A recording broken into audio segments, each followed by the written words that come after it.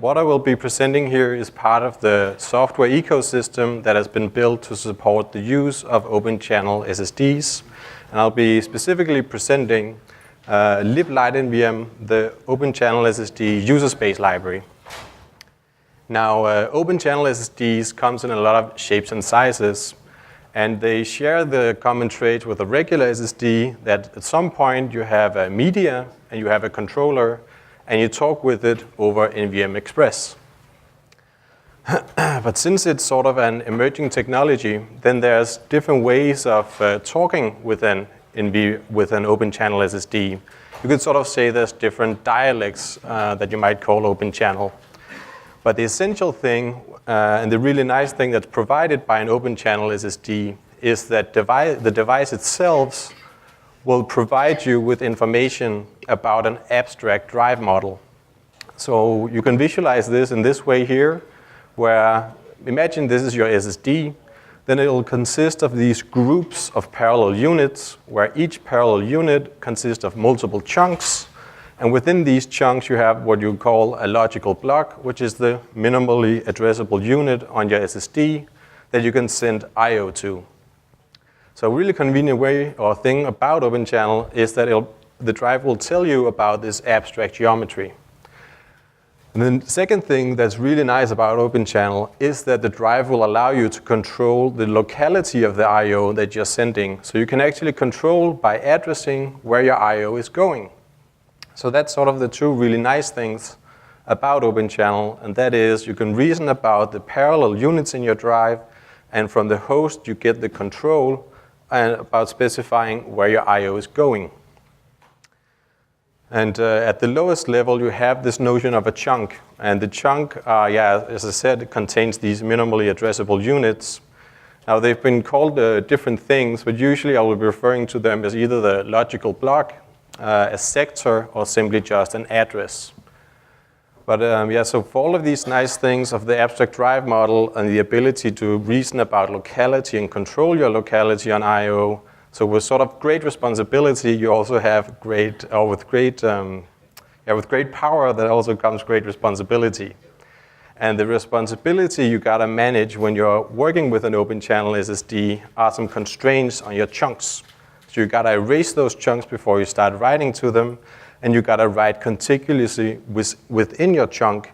So in this example here, say your write pointer is pointing to a sector here, then you gotta write a minimum write size or multiple thereof, starting from this write pointer and ahead of time. There's also a notion of something called the optimal write size, so that basically means that it'll give you better performance if you actually if you give it more than just the minimal amount, but it won't be allowed to go, to start rewriting at this point. So you gotta respect the write pointer and start your writes at that point. And then there's a read constraint that you can't read any further than your write pointer minus the notion of this minimum write cache size. So there'll be some amount that you'll need to store if you need to read it back immediately after you've written it. So some related work on being able to actually use these things. So in the kernel space, we have the host-based FTL P-block, which provides into user space a service of providing a block device. So your Open-Channel SSD will look like any other regular SSD out there. And in the kernel is also implemented the LightNVM subsystem that'll take care of doing the LightNVM commands and identifying the drive and making it pop up in the operating system as an Open-Channel SSD. And through that, you can communicate using ioctls from user space and interacting with your drive. And then there's also the NVMe driver that lets you communicate with your SSD from user space. And in the user space area, you have the NVMe CLI tool that lets you peek and poke at your device and run admin commands on it through the kernel driver. And then there's really powerful stuff like the SPDK and libnvm user space libraries, where they've moved the NVMe driver from the kernel and out into user space. Now, everything that's in place in these areas gives you ways of interacting with an Open-Channel SSD from user space, doing the command construction from, say, SPDK, and shipping your command down to the device. But what liblightnvm does sort of unify all these different ways to give you one entry point when you want to talk with your device. And it does this by providing like one common command interface. So when you want to submit a command to an open channel device, then you have this one interface that'll let you do that for you. And you're given access to the command interface through a C API and a command line interface.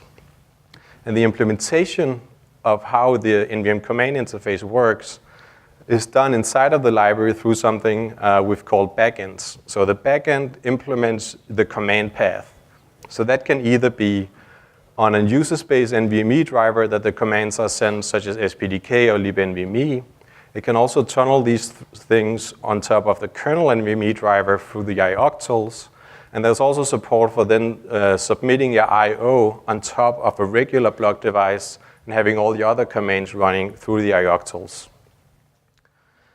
So yeah, the fundamental building block that's provided by liblightnvm is the command interface. And then building on top of that are various abstractions, where the first one is called this virtual block, and another thing that's called append-only streams.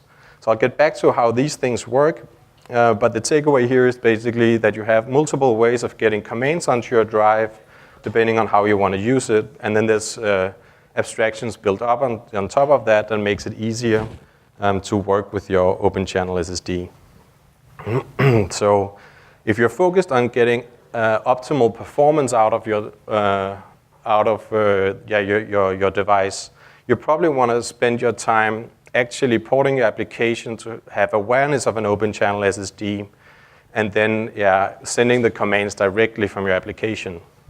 But it might also be that you want to do a hybrid, sort of a hybrid approach, where you can see there's, in your data-oriented application, you might have part of it where there's some low-hanging fruit, where it's easy to adopt the use of open channel by controlling access.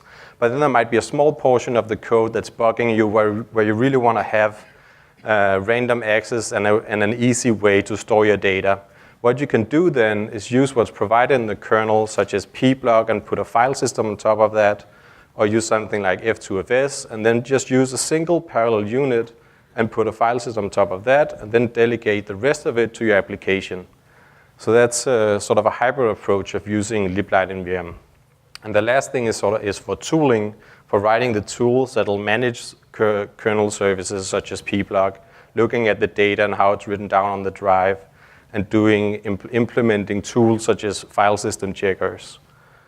So these are sort of the usages of liblightnvm. So with that in place, let's start looking at how you actually use the library.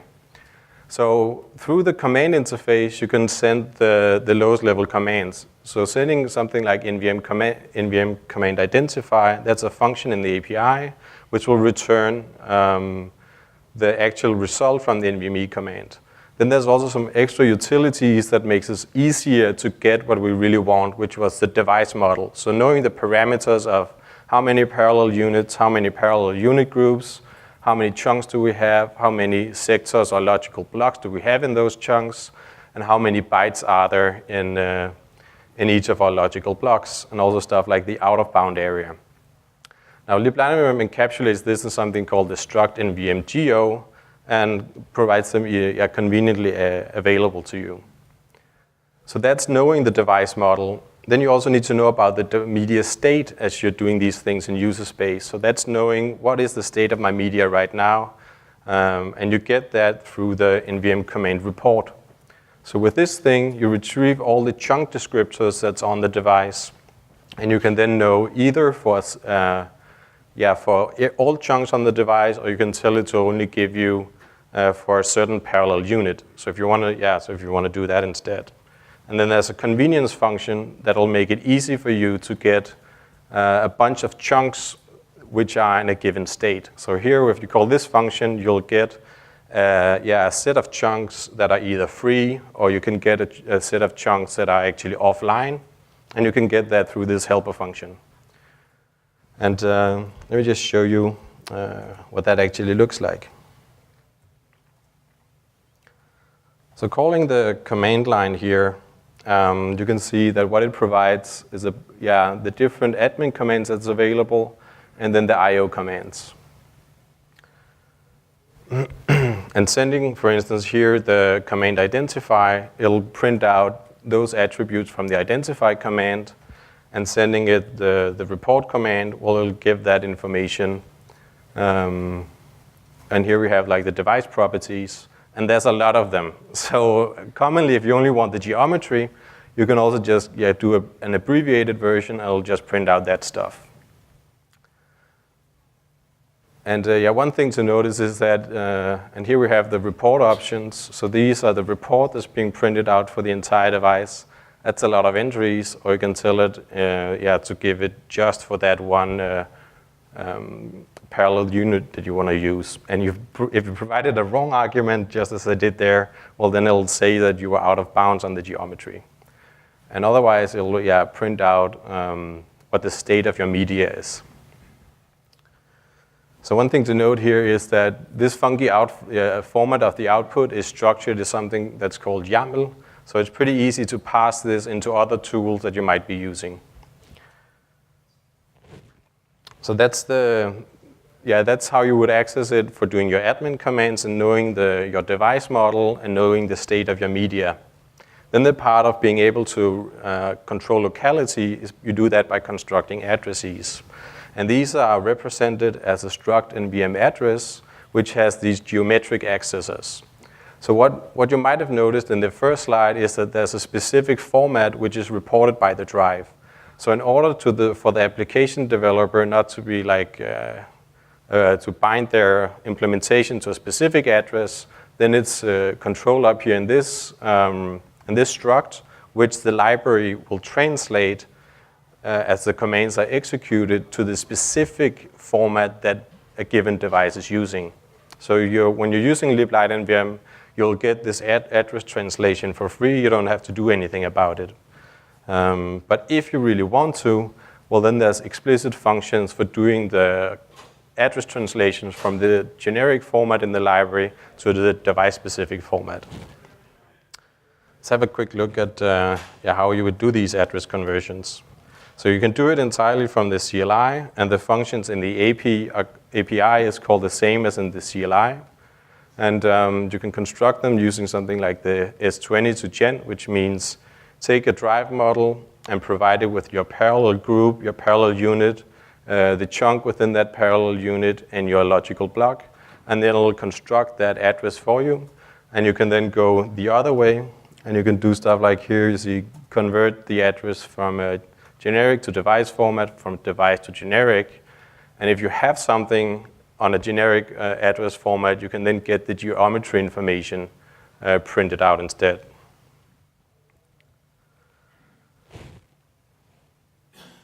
Yep, so that is all of sort of the addressing, knowing your device model, addressing into it. Then comes the more interesting part, which is actually shipping I/O to your drive.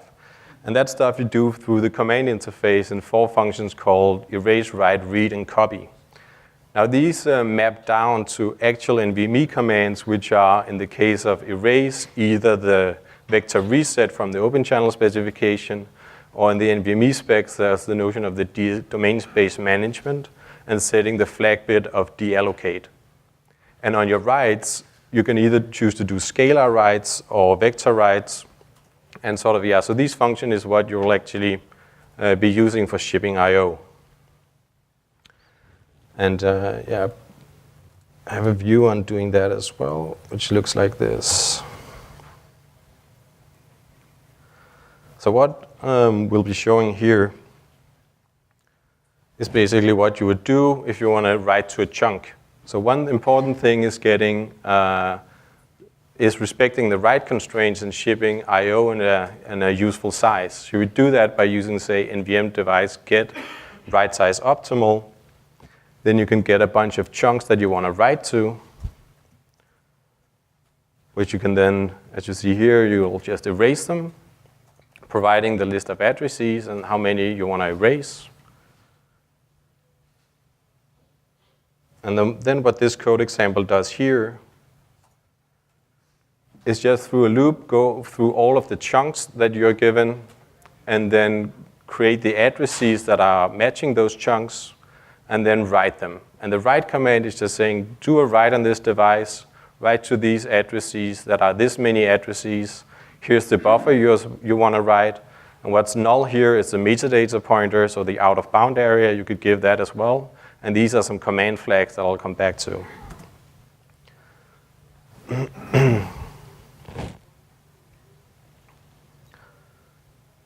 Yep, and the same for read, it's the same code. So in this example, that's just what it does. It erases, gets a bunch of chunks, erases them, writes to them, and then reads them back.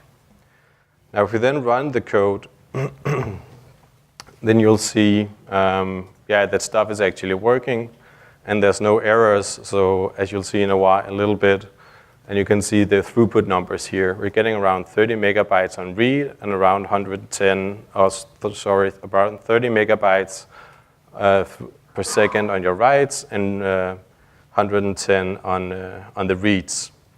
And what the command is doing right here is just trying to increase the number of chunks that we're doing I/O to. But in this case, since we're actually not trying to do anything in parallel, we're not seeing an increased throughput. We're just seeing that stuff takes more time. So of course, if you want to get more throughput, we'll get back to how you would do that. So now I mentioned that there were a mapping to that those 4 functions map differently, and you can control that through the I/O commands by either using the scalar commands or the vector equivalents. So when you set the command flag of being scalars, then it'll map to the NVMe specified opcodes, and when you set the NVM command vector, then it'll map down to constructing commands, which are those defined in the Open-Channel SSD spec. And so a brief notion on how vector and scalar differs. So in a scalar command, you would give it a start address and then an amount of addresses. And that means it starts somewhere, and then for the number of addresses, it'll read those addresses. In a vector command, you would have to explicitly say, instead of having a starting point and a direction, you're saying for each address that you want to read, you specify the actual address for that. So in this case, it's a whole lot more convenient to use your scalar addressing, since you don't have to provide an array of addresses. So in this use case, a vector command is not what you really want to use, but where you want to use a vector command is if you want to instead do I/O in a different pattern. So right now, a problem with this, if you're doing writes, is of course you are violating the write constraints. But for read, it might actually make sense to do a read on different positions that aren't contiguous. And you can express that with the vector command, as it's here doing read from multiple different positions within the chunk. On the write path, it can be used to address different chunks and then different addresses. So in one command, using the vector addressing, you're actually spreading it out to address multiple chunks in a single command. And another feature in liblightnvm is you can choose whether your command... Yeah, so the difference here is that this is sort of like scatter-gather, but this is on the addresses, not on the payload. So on the scatter-gather, you're saying, you take the payload constructed from these different things and write it down to media. What we're doing with the addresses here is saying it's basically an array of addresses. So that's sort of the different things. It's sort of a vector on addresses, not a vector on your payload. And the I/O execution mode is a command option that you can have to set whether your command should be blocking in the case of sync. So that means it'll submit the command and the call will be blocking until it's completed. The async option will return as soon as the command has been submitted, and you'll get a callback function call as the command is completed. Now for getting performance out of things, you can then either choose to use an asynchronous interface and make sure you fill up a lot of outstanding commands, and in that term sort of get increased throughput. Or you can use the synchronous interface and then use user-level threads to get use of parallel units on your device. But the one thing you would have to do is sort of use a striping scheme. And a striping scheme in the sense that you would think of your IOs as units of a stripe size, and a stripe size you could set to something like your optimal write size. And then for a given point in time, you'll send an amount of IO in either filling up a chunk at a time, or you'll do like the horizontal approach of shipping out your IO across chunks. So that means if you're for a given point in time are submitting to multiple chunks, and those chunks are on different parallel units, then that's one way of enabling increased throughput is by striping out horizontally. So there are a small caveat that you gotta be aware of is that since we're now for the single chunk, we gotta write a whole lot more data before we can satisfy the minimum write cache size. So that is amplified by the number of chunks that we're striving over. And your optimal write size, in a sense, increases because if you're using a striping scheme, in order to get anything out of that, well, then your optimal write size is actually the optimal write size for one chunk times the amount of chunks that you're using. So if we combine these things, a striping scheme and a striping scheme, as well as the asynchronous interface, then you can use that in liblightnvm, like in this example here. And what we do here is, as an example of doing what I just talked about, and in the code that you're seeing in a little while, then first there's a bunch of boilerplate, which is just setting up what you would expect that you need to set up to manage something like asynchronous IO. So you'll set up an asynchronous context. And now you can, one thing that's actually quite nice is that you can use it interchangeably. So even though we've now set up an asynchronous context, we'll just do a blocking erase before we'll show how to actually do the asynchronous IO. And here we're just seeing some other boilerplate that'll be timing these function calls that we'll see in a while. Where first we're doing the writes, measuring the time that takes, then we're doing reads and measuring how much that time that takes. And then as you're done using your asynchronous context, well, then you terminate it and see you're done using it. And in this example, by the end, we verify that what we wrote, we actually are able to read back again, which is kind of a nice thing to know that, that what you were doing were actually working. So now in the code that actually does the asynchronous logic, then you have a loop here, a loop body that sets up stripes, and the code just loops over all of the stripes, constructs the addresses for addressing your parallel units. And the only thing that's actually different from using the synchronous command interface is that as you're calling the commands, before that, then you set up a call context using your asynchronous context, the callback you want to get invoked as the command completes, and an optional argument that you can give to your callback. And then you provide that through the return structure, and then you tell it that now you should execute this command asynchronously.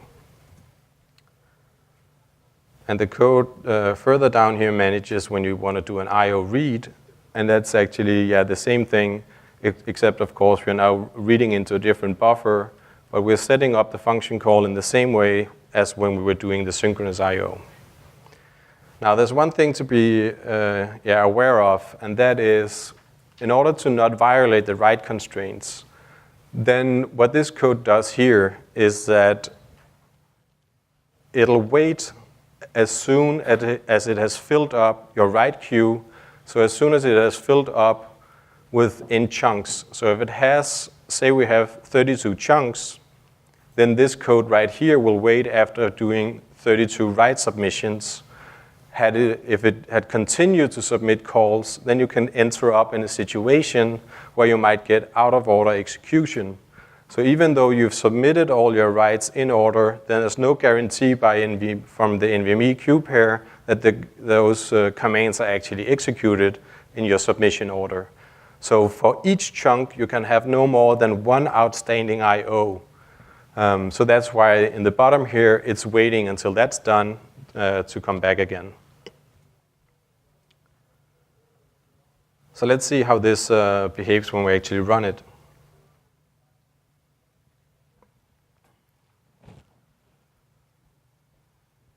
What we're getting here is using one chunk, and we're getting around the same as we saw before, 30 megabytes on write, 120 on reads. And now as we're bumping it up, now we're using two chunks, well, we're actually seeing our throughput is scaling up. So using multiple chunks in this horizontal scheme, we're actually increasing throughput. And what the rest of the example here does is just bump up the number of chunks that's being used, and then you'll see the numbers here increase as we increase the number of chunks that's being used for doing the striping I/O.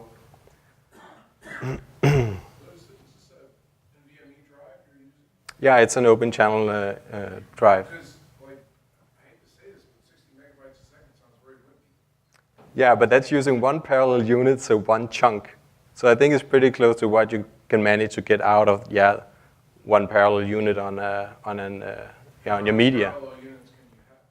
Well, that depends on your drive, but it might be it varies from, let's say, 32 to 128.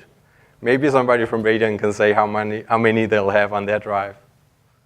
Well, 128 is pretty high. Yeah. And would you expect like 30 megabytes on write on your write path? Isn't that what you would expect to get?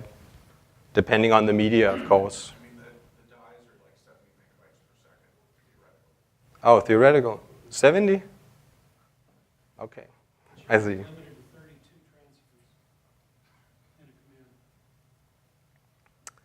Yeah, but what you see here is, that it's, you saw what the baseline was and how it scaled up. Well, What? The Yeah? only reason I say this is that when I hear about NVMe drives, M.2 or U.2, I'm used to hearing like 1.5 to 2 gigabytes a second. Yeah, so If you say that, something like 60 megabytes a second, sure, but that would be using all of the parallel units. If you're only using one die, then you're not gonna get 2 gigabytes a second. So in this example, we're gonna see that it gets better now as we're hitting. Now we're getting 1.2 on our read as we're increasing the use of the dies. But in this example, it stops at 1500, so 1.5, and that's actually pretty bad for the media in this case. And what the issue is here is that the way the example was implemented, then it submits all the writes, so it only has one outstanding, but it waits for all the outstanding I/O to complete. What you would do to get proper performance would be that as soon as your asynchronous call returns, then you would submit immediately your next write I/O. And the code here in the example, it used the same I/O path for both for write and read. So that means on the read path, it only has one outstanding I/O as well. And that's something you should, in the implementation, of course, bump up to a much higher queue pressure. So that was just, the example is just showing how you would use asynchronous context. It's not an example that's made to show you how to get optimal throughput or optimal performance.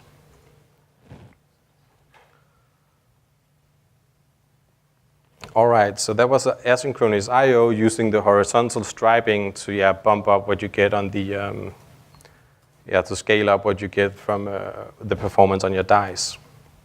Now, if you don't want to mess around with actually managing the commands and submitting the commands, then liblightnvm provides some abstractions to manage all of that stuff for you. And that the intent of that is to sort of reduce the cognitive load of an open channel or on a storage developer, making the adoption of open channel easier. And by doing that through providing some traditional I/O semantics. So instead of having to work with the notion of commands, then you can use an interface that's sort of similar in the notion of file semantics. So that's what the abstractions are built on top of. And you can use the abstractions when you need them, and you can peel them off when you don't need them. And the first one is called a virtual block. So the virtual block encapsulates I/O to sort of a disjoint set of chunks, which you at runtime can control which chunks that your virtual block will consist of. So the user in this case would say, I want to use these 32 chunks to get my throughput up, and I'll be using and the implementation uses horizontal striping to do that. And the interface for using it looks a bit like this. You will allocate your struct for these, your virtual block using a set of addresses, and you tell it how many there are. And then you can do your writes quite similar to how, or your I.O. quite similar to how regular file I.O. semantics looks like. And so let's have a look at a demo that is using this abstraction. So this is like doing vector but filling scalar. So The user does scalar I.O. to virtual block, which in turn does vectorized I.O. to the device. yeah, so actually, so what the user does, so let me just touch on that. So here you allocate that set of chunks you want to use. And you define here the virtual block. You erase it during using this vblock erase call. And where is it? And here you do the write. Let's see here. So yeah, this is a regular like writing to a file. So saying in this buffer, take this buffer and write this amount of bytes. So what actually goes on behind the scenes, you can choose to set some parameters in the library and decide whether that should be sending down the scale I.O. commands or vector I.O. commands. So liblightnvm provides both things. So you can actually get it shipped down that I.O. path that you want to use. It might be that you have a drive that's better at doing the scalar commands than doing the vector commands or the other way around. But the abstraction here, or the abstraction sort of hides that for you, so you don't have to worry about it. Does that make sense? You do parallelize I.O. in one command, right? Yeah. Using the virtual block. So actually the implementation here, what this call maps down to is a bunch of different implementations based on what's actually supported by the device. And one of them is doing, as you say, actually using the vector commands to increase your throughput on a single command. And the code that's going to be running in a little while here is actually an implementation using the ioctl backend of liblightnvm and doing the parallelization using user-level threads. So it should be an absolutely terrible way of doing things, but as you'll see now, you start out somewhere on the same baseline of around 30 and 120 on your reads. And then you'll see how the numbers are increasing here. So the baseline, as somebody noticed, depends on what your media is capable of doing, and then what happens after that is how well you write your code to get to exploit the parallel units. So now we're closer to what was asked for before. Now we get a read performance of 2.2 gigabytes per second on this drive with 32 parallel units. So that was the virtual block abstraction. And there's another abstraction called append-only streams. And in the same way as the virtual block, then the append-only streams encapsulate I.O. to a set of chunks. A big difference is just that now it's not the user that's provisioning the set of chunks. We're just delegating that to the library. So now the user doesn't have to know anything about addressing and about the drive model. The user is just saying, well, I want a stream to write to, and it needs to be this size. And if throughput is important, then he'll provide a provisioning strategy saying this should be horizontal or vertical, and then that will define how I.O. is actually shipped down to the underlying media. And another important difference here on the stream compared to the virtual block is that the stream state is persistent. So the thing you saw before with the virtual block, you would allocate that. The notion of which blocks were, which chunks were allocated to that virtual block, well, that lives in the host memory. And if power is lost, then that mapping is gone. But with streams, it'll actually persist that, those metadata, such that you can later recover, the allocated streams. And the way to use it is in a similar way. Now we just, as mentioned, create a stream on a device of a different, of a size, and then the I/O strategy that you want to use for it, and you have the traditional I/O semantics. Of course, what you have is write, read, and p-read. So p-read will give you random access, and that's the thing that the abstractions do not support. It doesn't support random write. That goes both for the append-only stream and for the virtual block. And that's actually why append-only streams are called append-only, because during your writes, you can only append to your stream. You can't like randomly write into it. So in this is a prototype implementation, and in this case, let me actually show you, because you're going to see the consequence of how it's implemented. So the stream state is persisted in the media itself. So this is what the command line interface looks like for streams. You're supposed to be able to ask your device about like which streams do you have. You should and be able to create them, open them, write, and seal them, and have all these operations on streams. And what we do here is just to show that it's an example using entirely the command line interface to demonstrate how we use these stream commands. And that's also how you can see that stuff is actually persisted. I'm not cheating and stored it in memory. This stuff is actually calling something that'll recover the media, the state of the streams every time we're going to run one of these commands.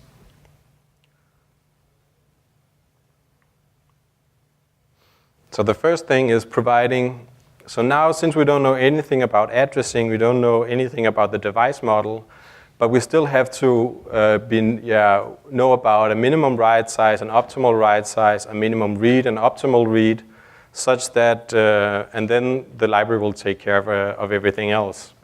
And what it's showing here is that we have a total of 32 parallel units, and the notion of a stream maps down to what a chunk is. So conceptually, this drive could potentially have 47,000 streams. They won't be able to have them open at the same time, but there are conceptually 47,000 available, and right now it's saying, I have provisioned 4 streams. So when you ask it about that, what are the provisioned streams, then it'll output that saying, I have these 4 streams, here are the IDs, this is the state of them, here's my write pointer position and the size. So this is where you can see that that metadata is stored of the stream itself is stored on the media, because this number here, the number of bytes, is less than if it was stored somewhere else. So that one thing about the streams is that they're allowed to shrink. So by storing the descriptions of the streams in the media, well, then it just immediately shrinks down to a smaller size than what was originally requested. So first thing we're going to do then is create a stream, and this will be a stream that just consists of a single chunk. And then now we see actually this implementation isn't all that great. The write performance is similar, but now we're getting slightly less on our reads. And what we're doing now is creating another stream which is large enough such that when you allocate the stream with a horizontal striping scheme, well, then we get into a state that should be similar to what you saw with the virtual block. So we're writing to it at around 800, 900 megabytes per second, and around 2,000 on the reads. And once we're done with it, you then can delete the streams again, and then it'll tell you what the state of your drive is. All right. So that sort of wraps up what the state of liblightnvm is right now. So it supports the all known flavors of Open-Channel SSDs, which are 1.2 and 2.0, and we're going to be supporting what's coming in Denali down the road. And another nice feature of liblightnvm is that it has these different paths for doing your completions. So you can interact with it both using an SPDK style and with everything, all the other goodness that's available in the SPDK. or you can use it in a setting where you're using open channel services in the kernel, well, you can use it there as well. So you have sort of this multiple ways of having like your command completions or your command submissions running in your, when you use liblightnvm. And then there's, it has the sort of both the synchronous and the asynchronous interfaces, so you decide how you want to design your application to use that, or you can just use the higher level abstractions to take care of that, and maybe submit a patch to improve them so everybody benefits from the, improving the higher level abstractions. So yeah, that was sort of what liblightnvm is today. And what's coming and what we're experimenting with is providing sort of a persistent CMB interface, which will be exposed in something like a struct that you might be able to see like this, where it'll tell you that the CMB is of an amount of bytes, and amount of those bytes are under pfail, and then you can query the status of your CMB. Now CMBs can be used for a lot of different things. You can allocate your queue pairs on them to have them closer to the device. What liblightnvm will be providing is a convenient way to sort of use them as a write buffer. So through an interface that'll look like the command write and read. So you can easily write into the buffer instead of shipping it directly to your media. And then eventually when you know, oh, this is something I actually want to get persisted, well, then you can do sort of an IO command push. So it'll be pushed out of the CMB and written down to media. And of course, there's the continued support of what open channel flavors and dialects out there.